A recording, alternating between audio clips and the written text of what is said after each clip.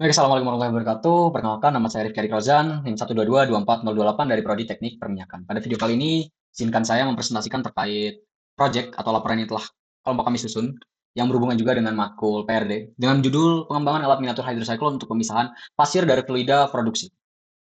Yang pertama adalah latar belakang mengapa kami menyusun laporan dan menyusun alat tersebut. Pertama adalah produksi minyak dan gas sering membawa pasir yang dapat merusak peralatan produksi. Jadi setelah kami membaca banyak jurnal dan membaca penelitian-penelitian terkait, ternyata pasir adalah hal kecil yang lama-kelamaan dapat merusak alat-alat yang ada di industri minyak dan gas. Jadi mungkin dalam waktu dekat atau jangka waktu dekat, pasir atau kerikil yang melewati pipa-pipa produksi itu memang tidak terlalu terasa dampak yang signifikan. Tetapi lama-kelamaan, pasir-pasir yang ikut terbawa dalam proses eksploitasi itu dapat mengakibatkan pipa-pipa yang ada tergerus dan berujung pada kerusakan. Sehingga hal tersebut sangat merugikan industri minyak dan gas, mengingat bahwa mahalnya proses penggantian pipa dan proses instalasi pipa, hal tersebut sangat merugikan. Yang kedua adalah pentingnya pemisahan pasir dari fluida produksi untuk menjaga performa operasional. Pasir yang terbawa oleh minyak-minyak dalam proses produksi minyak itu akan membuat kualitas minyak mentah menurun dan mengakibatkan harga dari atau harga jual dari minyak mentah tersebut juga menurun. Sehingga pemisahan pasir ini kami anggap sangat penting dari minyak dalam proses awal eksploitasi, sehingga minyak yang diproduksi, minyak yang dihasilkan, itu memiliki kualitas yang terbaik, sehingga akan sangat menguntungkan bagi perusahaan yang memproduksi minyak mentah. Sehingga hal tersebut juga bisa menjaga performa operasional. Yang kedua adalah rumusan masalah. Yang pertama adalah bagaimana prinsip kerja miniatur desainer hydrocyclone dalam memisahkan pasir dari fluida produksi. Yang kedua adalah sejauh mana aktivitas alat miniatur ini dalam memisahkan pasir dengan variasi aliran fluida. Yang ketiga adalah faktor apa yang paling berpengaruh pada efisiensi pemisahan pada miniatur hydrocyclone. Jika kita memiliki masalah, kami juga memiliki target atau tujuan yang akan kami capai. Yang pertama adalah merancang dan membuat miniatur desainer hydrocyclone sesuai dengan prinsip kerja industri. Yang kedua adalah menguji efektivitas miniatur dalam pemisahan pasir dan fluida simulasi. Yang ketiga adalah menganalisis pengaruh parameter desain dan operasional terhadap efisiensi pemisahan. Lalu, landasan teori. Yang pertama adalah prinsip kerja yang kami gunakan. Yang pertama adalah fluida dengan partikel padat masuk ke dalam hydrocyclone secara tangensial. Sehingga konsep dasar yang digunakan dalam alat yang kami rancang ini adalah konsep gaya sentrifugal atau gaya tangensial.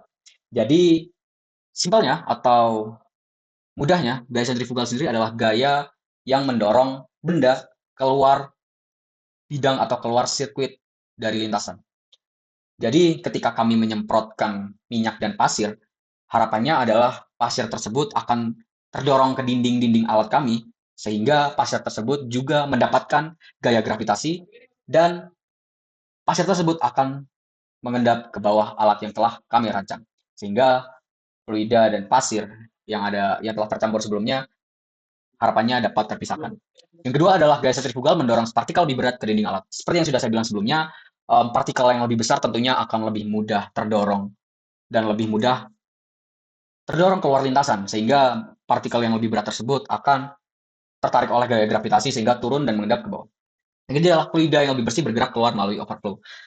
Harapannya adalah ketika partikel yang lebih berat atau pada kasus ini berupa pasir dan kerikil-kerikil yang ada, fluida yang bersih dan sudah terpisahkan dari pasir dan kerikil-kerikil yang ada akan keluar melalui overflow yang berada di atas. Sehingga harapannya fluida tersebut adalah fluida yang bersih dan siap melalui proses yang berikutnya. Yang terakhir adalah pemisahan berdasarkan perbedaan densitas. Seperti yang kita ketahui bahwa densitas dari pasir dan kerikil itu lebih besar daripada fluida, sehingga um, pasir dan batuan ini lebih mudah untuk turun daripada fluida yang kami gunakan. Lalu yang kedua adalah komponen dan fungsi hydrocyclone. Yang pertama ada inlet atau tempat fluida masuk, yaitu adalah tempat di mana kami menembakkan campuran antara fluida dan kerikil atau pasir yang ada. Lalu yang kedua adalah vortex finder, saluran untuk mengalirkan fluida yang lebih bersih, atau yang kami sebut overflow. Itu seperti yang ada di gambar, terdapat di bagian atas, sehingga ketika kerikil atau pasir sudah turun, air atau fluida yang berada di bagian atas itu harapannya sudah terpisahkan oleh pasir atau dari pasir dan batuan, sehingga overflow dapat mengambil fluida yang bersih untuk proses selanjutnya. Yang ketiga adalah underflow, itu saluran untuk mengalirkan partikel padat, di mana Lama-kelamaan tentunya pasir-pasir atau kerikil-kerikil yang ada di bawah yang mengendap itu akan menumpuk cukup banyak. Sehingga ketika dirasa endapan dari pasir dan fluida ini cukup banyak, bisa membuka underflow yang berada di bawah dan membuang pasir atau batuan yang ada. Hal yang terakhir adalah cone, itu bagian utama yang membentuk vortex dan memisahkan partikel, yaitu alat yang menjadi proses pemisahan dari fluida dan pasir. Lalu yang selanjutnya adalah metode penelitian. Metode penelitian yang pertama yang kami gunakan adalah penelitian atau laporan yang kami susun ini berdasarkan eksperimen dengan pendekatan deskriptif untuk merancang alat miniatur hydrocyclone dan mengujinya. Jadi kami tidak hanya semena-mena memikirkan terkait alatnya sendiri, tapi kami juga membaca terkait apa itu hydrocyclone, digunakan dalam industri apa saja hydrocyclone, bagaimana efektivitasnya, bagaimana efisiensinya, sehingga kami menerapkan dan membuat miniatur dari hydrocyclone tersebut. Dalam pembuatan alat sendiri, kami perancangan dan pembuatan miniatur hydrocyclone yang sesuai dengan prinsip desain industri namun dalam skala kecil. Karena salah satu tujuan dari kami menyusun alat dan laporan ini adalah untuk mengedukasi terkait bagaimana prinsip kerja hydrocyclone dan bagaimana efisiensi hydrocyclone, apakah hydrocyclone layak digunakan. Jadi kami merancang hydrocyclone ini dalam skala kecil. Lalu, dalam simulasi fluidanya adalah menggunakan air yang dicampur dengan pasir sebagai simulasi fluida untuk menguji efektivitas pemisahan. Karena budget kami yang terbatas, kami harus membeli pompa yang juga terbatas kemampuannya, sehingga kami hanya berani menggunakan air yang dicampur dengan pasir. Kami belum berani atau meragukan kekuatan dari pompa kami ketika kami menggunakan minyak dan pasir. Seperti yang kita tahu bahwa minyak itu memiliki viskositas yang lebih tinggi daripada air, sehingga akan lebih sulit untuk dialirkan. Lalu yang selanjutnya adalah teknik pengumpulan data yang kami gunakan. Yang pertama adalah pengukuran volume pasir yang terpisah. Yang kedua, pengukuran kualitas fluida yang keluar. Yang ketiga, pengamatan kecepatan aliran fluida dan konsentrasi pasir. Nah, untuk yang pertama ini, kami membandingkan berat, kami menimbang berat pasir yang tersaring atau terendapkan dibandingkan dengan pasir yang ikut lolos. Itu adalah bagaimana cara kami menentukan efisiensi dan efektivitas dari alat kami sendiri. Jadi setelah kami lakukan percobaan berulang kali, kami rata-rata dari setiap percobaan tersebut, kami menemukan efisiensi alat kami adalah perbandingan dari pasir yang lolos dibagi dengan total pasir yang mengendap dan pasir yang lolos. Lalu untuk pengukuran kualitas fluida yang digunakan, yang keluar itu hampir mirip sebenarnya. Lalu yang ketiga adalah pengamatan kecepatan aliran fluida dan konsentrasi pasir. Kami juga menyesuaikan kecepatan aliran fluida yang kami miliki. Tidak boleh terlalu lemah atau tidak boleh terlalu kuat. Karena apabila terlalu lemah, pasir-pasir atau batuan yang ada tidak akan terdorong menuju dinding-dinding dari kon. Namun jika terlalu kuat, maka pasir-pasir atau kerikil yang ada akan terus berputar dan tidak mengendap ke bawah. Sehingga itu adalah sebuah masalah baru yang timbul ketika pompa yang kami gunakan terlalu kuat. Lalu masuk ke bagian analisis dan pembahasan. Yang pertama, alat berhasil memisahkan pasir dengan efisiensi tinggi, mencapai 96,5% pemisahan. Jadi setelah kami dapatkan angka merata-rata dari pasir yang lolos dan pasir yang tersaring, itu kami mendapatkan angka yang cukup tinggi, yaitu 96,5% pemisahan. Sebenarnya, galat dari alat kami ini sendiri bisa dimaksimalkan atau diminimkan lagi, itu ketika kami menggunakan alat yang mumpuni, selain alat yang mumpuni, juga mendesain alat yang lebih proper. Sehingga kami sangat optimis bahwa alat ini memiliki efektivitas atau efisiensi yang lebih dari angka yang kami tampilkan di layar. Lalu yang kedua adalah pasir lebih terkonsentrasi dan underflow, sementara fluida yang lebih bersih keluar melalui overflow. Seperti yang dilihat, 96,5% itu adalah bagian yang sangat besar dari pasir yang mengendap daripada pasir yang polos. Lalu yang ketiga adalah pemisahan yang efektif pada variasi kecepatan aliran dan ukuran partikel pasir. Jadi ada dua hal yang mempengaruhi, seperti yang saya bilang adalah kecepatan aliran dan ukuran partikel pasir. Jadi partikel pasir yang kami gunakan ini tidak bisa sembarang partikel pasir, karena lagi-lagi karena keterbatasan dari kekuatan alat yang kami miliki. Sehingga jika pasirnya terlalu kecil, maka pasir-pasir tersebut akan sangat sulit untuk turun dan dia akan terus-menerus berputar di dalam kon sehingga akan sangat banyak sekali yang lolos. Setelah kami diskusikan dengan dosen PRD kami, beliau menyarankan bahwa gunakanlah partikel yang sedikit lebih besar sehingga kalian bisa mempresentasikan atau melihat bagaimana cara hydrocyclone bekerja. Nah, apa sih pengaruh-pengaruh yang dapat mempengaruhi efisiensi dan efektivitas dari alat kami buat? Setelah diteliti ternyata partikel yang lebih besar lebih mudah dipisahkan. Itu sangat benar sekali. Namun masalahnya partikel yang lebih besar ini akan seringkali membuat kemacetan pada pompa yang kami gunakan sehingga itu menjadi PR kembali bagaimana pompa sangat berpengaruh dalam proyek kali ini. Yang kedua adalah aliran yang lebih cepat meningkatkan pemisahan namun memerlukan lebih banyak debris. Seperti yang saya bilang sebelum-sebelumnya, bahwa semakin cepat aliran, maka akan semakin bagus. Tapi jika aliran air itu terlalu kuat, maka itu tidak bagus juga. Seperti yang saya bilang, pasir akan terus-menerus berputar. Selain itu, aliran yang lebih kuat tentu membutuhkan pompa yang lebih kuat. Pompa yang lebih kuat akan memerlukan lebih banyak energi. Tentunya itu tidak efisien dalam penggunaan energi yang digunakan. Yang ketiga adalah rasio panjang diameter pipa dan sudut kon mempengaruhi efisiensi alat. Jadi, pertama-tama kami mencoba menggunakan botol yang hanya berbentuk tabung. Lalu kami membandingkan dengan botol yang berbentuk kerucut, seperti kerucut. Ternyata setelah kami amati, alatnya akan lebih bekerja dengan lebih baik ketika kami menggunakan kerucut.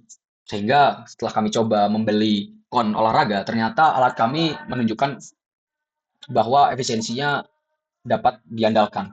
Jadi rasio panjang dan diameter yang kami maksud di sini adalah bentuk. Semakin kerucut alat yang kami gunakan, maka akan semakin bagus pula efisiensi dalam alat tersebut. Lalu kendala apa saja yang kami hadapi? Yang pertama adalah terdapat ketidaksempurnaan dalam desain yang menyebabkan pusaran tidak stabil. Jadi karena keterbatasan dari dana yang ada, material-material yang kami gunakan, lalu desain-desain pasti yang kami gunakan itu tidak maksimal. Sehingga dalam desain tidak maksimal akan menyebabkan fungsi yang tidak maksimal juga. Lalu yang kedua, tanpa pompa tambahan, tekanan fluid yang rendah mengurangi efisiensi alat. Nah, Sebenarnya tanpa pompa pun alat masih bisa bekerja, tetapi hanya mengandalkan tekanan hidrostatis dari air. Sehingga lama-kelamaan ketika air di dalam reservoir habis, maka tekanan fluida juga akan menurun yang akan mengakibatkan kecepatan air dalam fluida akan menurun juga, sehingga efisiensi alat akan semakin berkurang. Sehingga kami membutuhkan pompa tambahan dalam perjalanan alat ini. Yang ketiga adalah saluran underflow terkadang tersumbat oleh partikel pasir yang lebih besar. Seperti yang saya sudah bilang sebelumnya, bahwa ketika partikel pasir atau kerikil yang lebih besar itu masuk ke dalam pompa, maka pompa seringkali atau kerap kali akan mengalami kemacetan dalam berfungsi. Yang keempat adalah kebocoran pada sambungan alat disebabkan oleh material yang digunakan dalam pembuatan miniatur. Nah, kesimpulan yang kami dapatkan adalah miniatur hydrocyclone ini sangat efektif dalam memisahkan pasir dari fluida, terutama air. Dengan efisiensi pemisahan yang kami dapat adalah 96,5%. Bahwa pemisahan pasir dan minyak ini dapat digunakan menggunakan hydrocyclone. Karena hydrocyclone ini sangat simpel dalam fungsi kerjanya, sangat simpel dalam prinsip kerjanya. Mereka hanya mengandalkan sentrifugal dan gaya gravitasi saja. Yang kedua, faktor-faktor desain dan operasional seperti kecepatan aliran, ukuran partikel pasir, dan rasio panjang diameter pipa sangat mempengaruhi efisiensi pemisahan. Yang ketiga, alat ini dapat dijadikan model untuk pengajaran dan penelitian lebih lanjut dalam aplikasi industri. Harapannya, em, karena kami belum mencoba, bahkan kami belum mencoba fluida selain air, sehingga kami belum bisa mengambil kesimpulan yang bulk bagaimana alat ini akan bekerja jika kami menggunakan fluida yang berbeda, seperti minyak, oli, minyak goreng, bensin, dan sebagainya. Kami belum mengetahui terkait hal itu. Untuk saran yang kami ajukan adalah, pertama menggunakan material yang lebih kuat dan desain yang lebih presisi. Jika memang suatu saat kami serius dalam menyusun alat ini, maka sarannya adalah menggunakan material yang lebih layak dan desain yang lebih akurat, sehingga akan meningkatkan efisiensi dan efektivitas dari alat. Yang kedua adalah memilih kekuatan pompa untuk memastikan tekanan fluida yang cukup untuk aliran yang stabil. Itu seperti yang saya jelaskan sebelumnya. Yang ketiga adalah mengembangkan alat ke skala industri untuk memverifikasi efektivitas alat dalam kondisi nyata. Seperti yang saya bilang tadi, bahwa kami belum bisa mengambil kesimpulan yang bold terkait alat ini bisa digunakan dalam industri yang dalam skala besar atau tidak, sehingga perlu dilakukan uji coba. Entah itu dalam tentunya uji coba yang wajib dilakukan adalah uji coba dalam skala besar dan menggunakan fluida-fluida lainnya, terutama dalam konteks ini adalah dalam industri minyak dan gas menggunakan minyak. lalu yang terakhir adalah mencoba alat dalam fluidisitas dan partikel dengan karakteristik yang berbeda. Lagi-lagi karena kami hanya menggunakan air dan pasir, Kami menyarankan bahwa alat ini diuji coba lebih lanjut. Apakah bisa digunakan untuk fluida lain dan partikel dengan ukuran yang beragam, tentunya untuk mencoba hal tersebut perlu menyempurnakan alat yang ada. sekian, terima kasih telah menyimak presentasi dari saya. Mohon maaf jika ada kesalahan kata. Semoga presentasi dari saya dapat menambah wawasan dan inspirasi. Terima kasih. Wassalamualaikum warahmatullahi wabarakatuh.